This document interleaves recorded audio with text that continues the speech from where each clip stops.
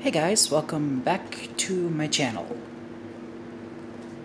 So, this is a new series I'm starting. Probably should have explained it in the first... No.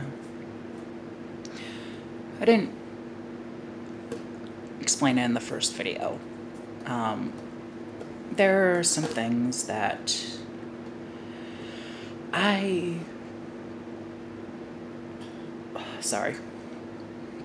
that I don't feel comfortable telling a therapist. Because some things, I feel like they're being paid to listen. I'd rather have someone listen that isn't being paid and chooses to listen. That's why I'm making this little series. I'm doing my own type of therapy to get better. I mean, I'm gonna have depression all my life. I know I am, but if I get the stuff that's bottled up inside out, then I can start trying to function normally. So this story is about the bullying I've faced. It started very, very early. Like, I was 6. I was in kindergarten. I was made fun of for my hair color because it's normally a copper red, like a copper orange. But I've dyed it. I've been called fireball, fire crotch.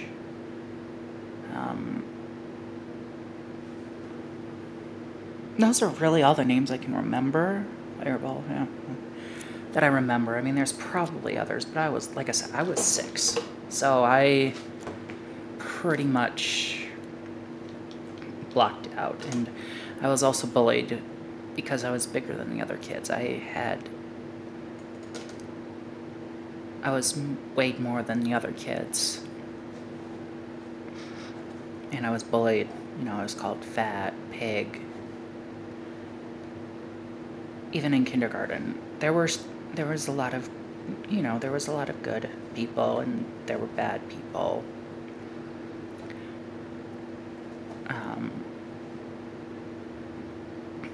But I pretty much kept to myself. Like, I didn't have any friends technically until like 5th grade that I could call friends. So I kept to myself. When I was in kindergarten, I played with the toys, and in a little area I would take a nap away from everyone else. When I was in 1st grade, we had this little reading loft, and I would either go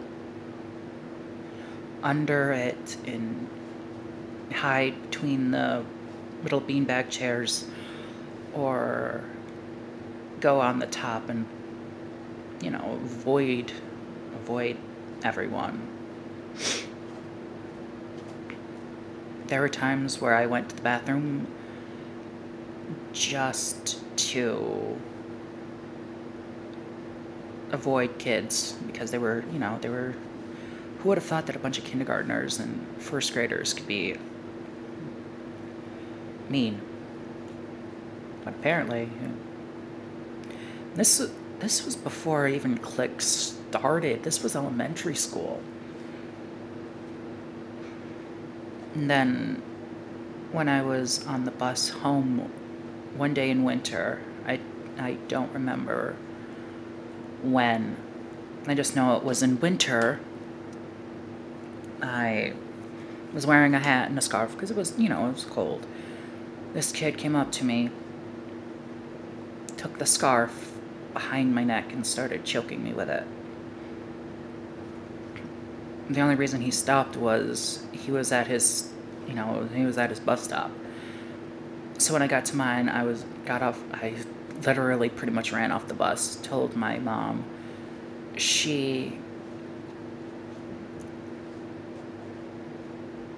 We went home, I told her. First she called the school and told the principal and she was like, I don't care what you say, it doesn't matter if it happened on school property or not.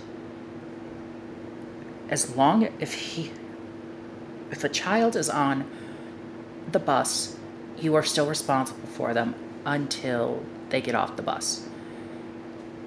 The principal agreed. And then she called the bus garage and was like, I know the bus has a security camera. I want the footage sent to the principal. And then she went to the police and was pretty much filed a report. The results of that was the kid was banned from riding the bus the rest of the year. And to make it look like everything was normal, like no one knew why he got kicked off the bus. And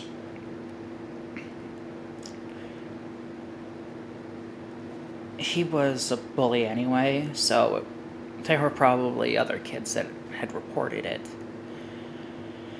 But I was told to sit up front and watch the younger kids so they don't get hurt. And this was when I was in like 3rd, 4th grade, I think. But they told me, it was like, especially with the kindergartners, this is probably their first time on a school bus. Just, make sure they don't hurt themselves and go crazy. And I was like, okay. And I did that until I graduated elementary school. And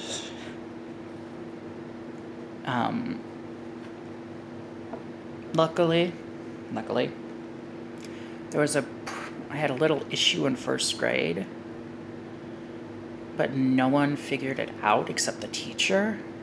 So that's kind of good, and that one I'm gonna take to my grave.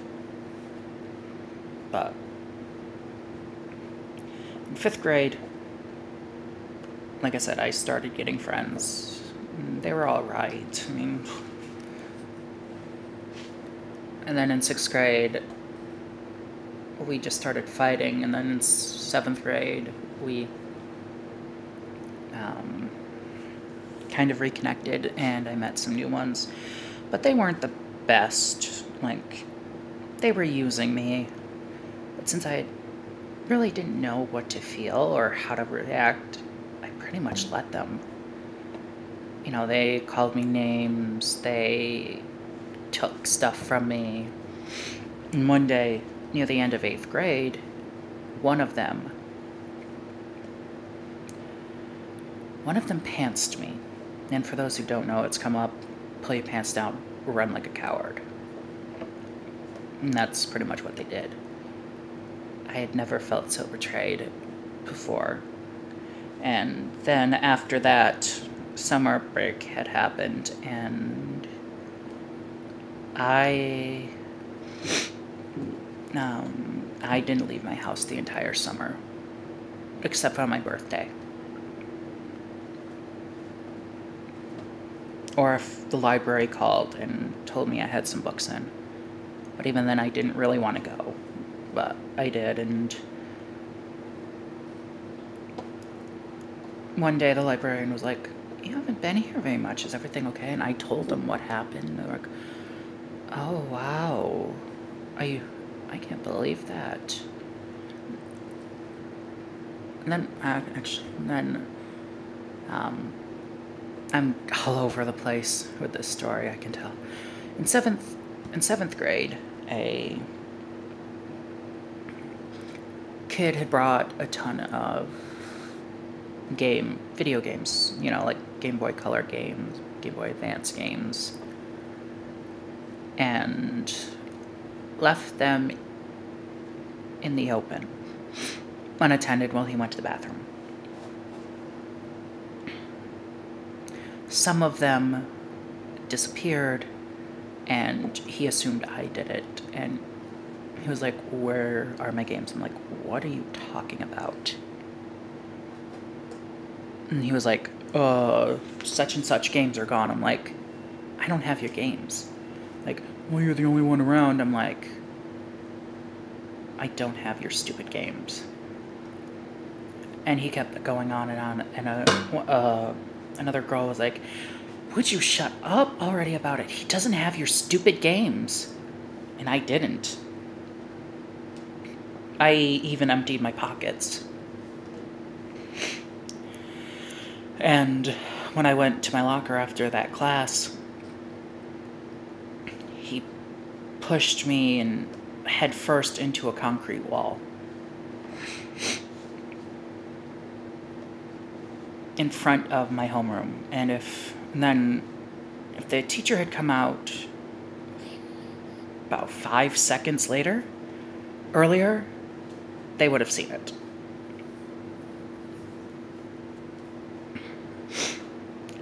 And he didn't get away with it because there were security cameras in the hallway. The kid was taken to the office the next day and suspended. Then the same kid stole a bunch of my cards. In 7th grade, trading cards were very, very popular. Mostly Yu-Gi-Oh!, some Pokemon. But I was playing with my friends, and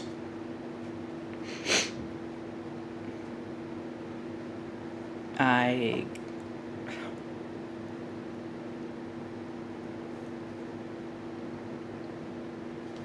left to go to the bathroom really quick, and next thing I know, all my cards are gone, and I'm like, where are they? And everyone conveniently didn't know, but oh, my skin is awful.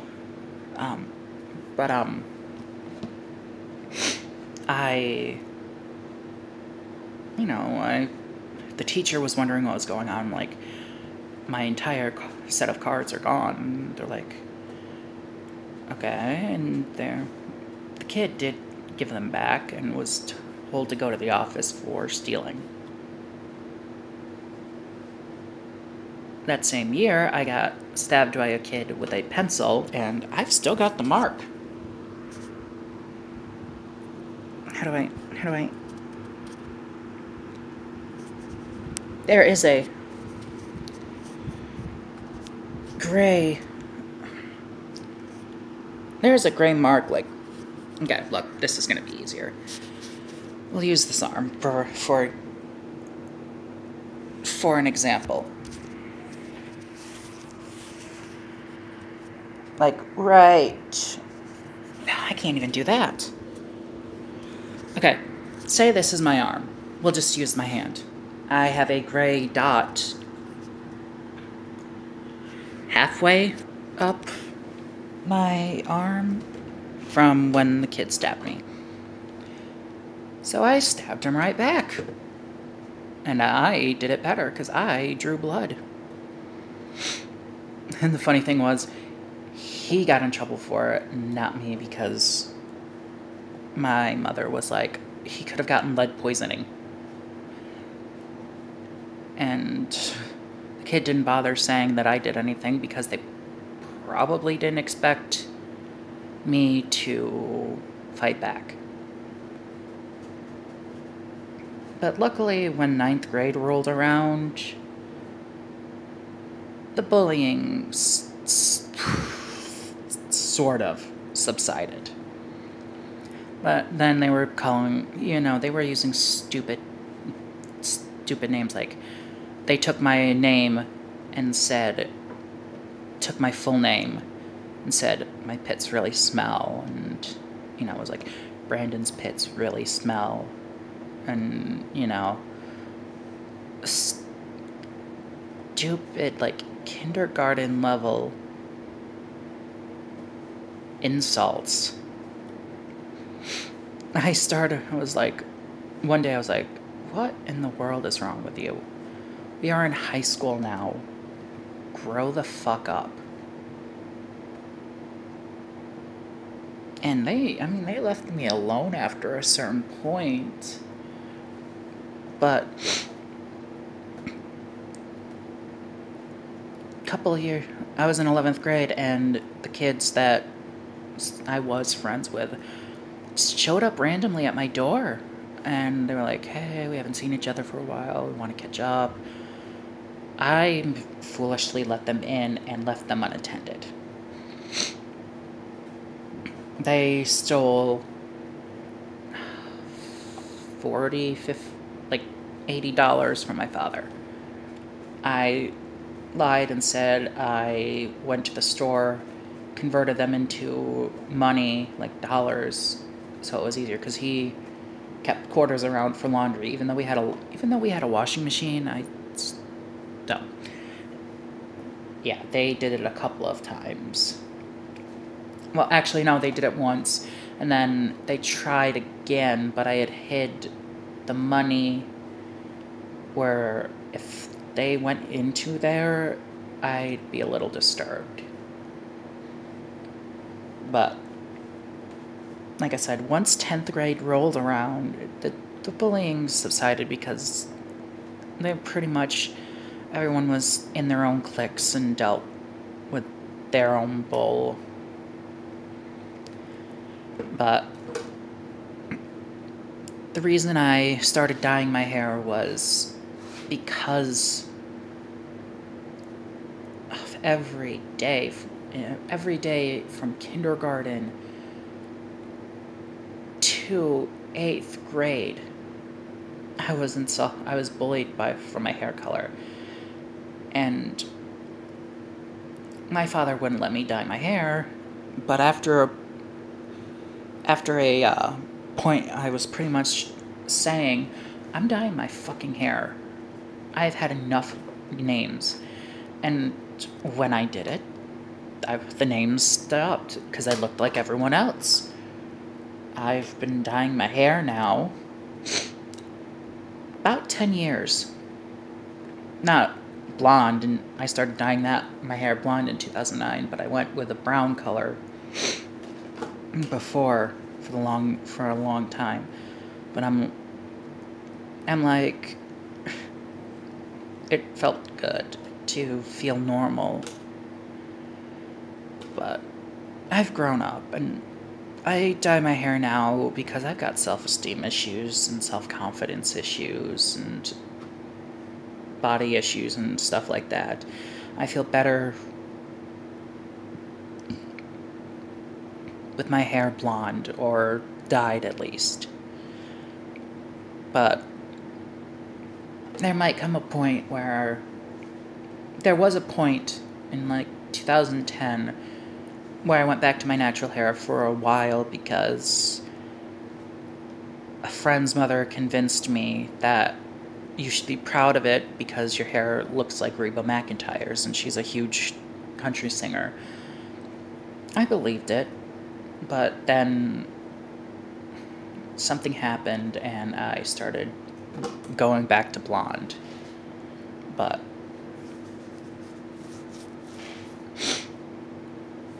to those bullies, I have this to say. Bullying is one of the most cowardice things you can do to a person. Whatever is so wrong in your life that you have to belittle someone else, I don't know what, I just don't know.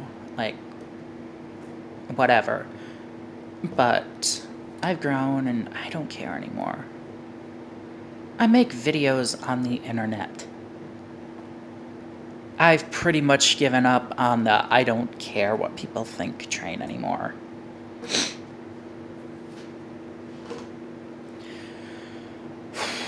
Two stories I was able to get out. That's actually pretty good, considering that when I go to my therapist, we talk about everything but. But, thanks for listening. Be sure to subscribe for more. See ya. Bye.